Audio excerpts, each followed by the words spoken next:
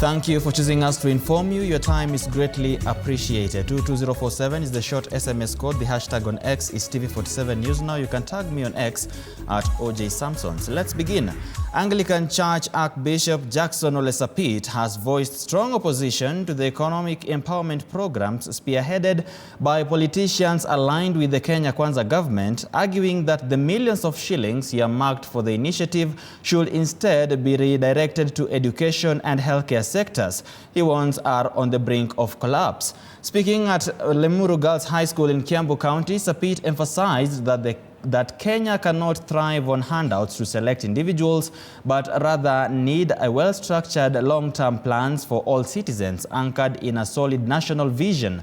The Archbishop also condemned hooliganism and political thuggery, decrying the recent incidents of violence targeting politicians who have differing opinions from the current administration, including Kenya's second Deputy President, Rigathi Gachagua, and his allies. Handouts will never change anybody's life. They will get and finish it in the evening with the leaguers and other bad things. But when you teach people how to work and make sure that we have markets for our crops, I think what the government need to be putting all the money being spent in these barasas and even these mini campaigns that we see around the country, be it of the opposition of the government, is translate that money to our schools. Now our principal are crying because the capitation is not enough. They cannot keep our students for as long as we wish them to be in school.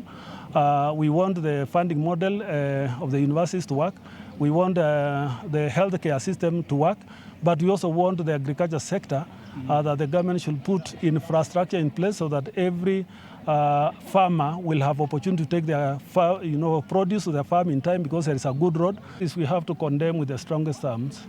Emergence of goons or disruptors of anybody's meeting or curtailing freedom of association and speech, because that is enshrined in our constitution.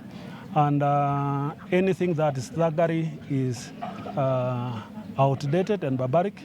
Anything that is thuggery is sin in the eyes of the church and in the eyes of God. And therefore, if you are being used to do a sinful act, it will earn you hell. If you do the right thing, you will earn blessings, not curses.